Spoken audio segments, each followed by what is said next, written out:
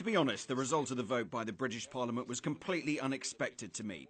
I think we're all used to seeing Western countries act in line with the wishes and the stance of their key partner, i.e. the United States, without any significant opposition. At least it seems to be that way. That's why this disruption has been unexpected. It really came as a big surprise to me. This shows that although Britain is the main geopolitical ally of the US in Europe and the world, there are people who are guided by national interests and common sense and value their sovereignty. Also, I think the vote's outcome is the result of the analysis of what's been happening over the last several years. I mean the tragic events in the Middle East and other countries. It's extremely challenging to reach the proclaimed goals, and here I refer to the campaigns in Afghanistan, Iraq, Libya and other countries. We know what's happening in Egypt, so perhaps, and in fact, I'm quite sure that this is the case, that the people are analysing the developments, drawing conclusions and responding in a certain way. Now, coming back to the incident in Syria, we've seen earlier calls by the Syrian government for the international community to investigate their claims of the rebels' use of chemical weapons. Unfortunately, this has not been done.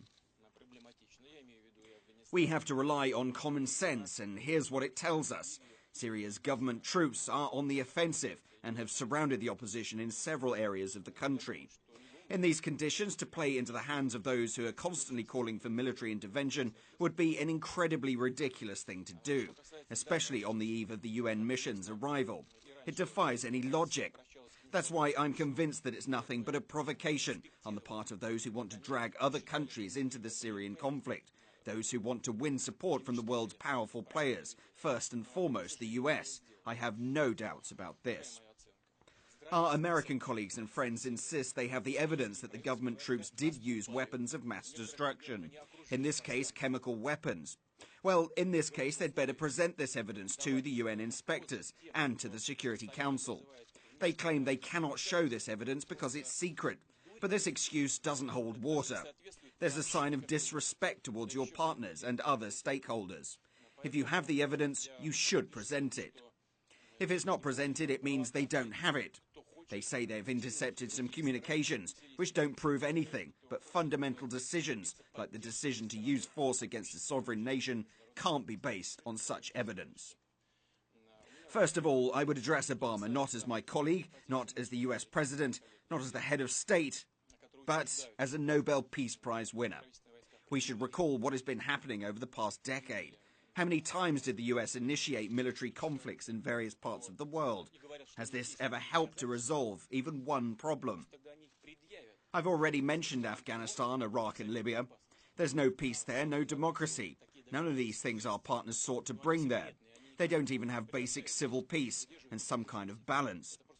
You have to consider this before you make a decision to launch airstrikes, which will certainly result in casualties, including civilians. Can't you think about that? Shouldn't you think about that? I strongly believe one should think about that. And addressing him as my colleague, I would tell him that soon we'll have a meeting in St. Petersburg. I hope the US president comes. We will certainly have a chance to discuss, among other things, the Syrian issue with our colleagues from around the world. Of course, the G20 is not a formal institution with legal authority. It is just a platform, not one that can replace the UN Security Council. The Security Council alone can sanction the use of force, but it is a good platform for discussing the issue, so why don't we use it?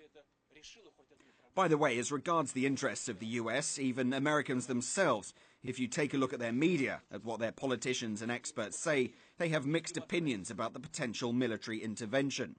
Most analysts today tend to agree that the intervention in Iraq was a mistake. So if you admit that you have made a mistake in the past, what makes you think that you can't make a mistake today? All this should help us realize that such decisions can't be made in haste. Is the US really interested in undermining the international security system, the foundations of international law? Is it likely to improve America's reputation in the world? I doubt it. We urge them to think twice before making a decision, which clearly goes against the position of the international community and undermines the entire system of security.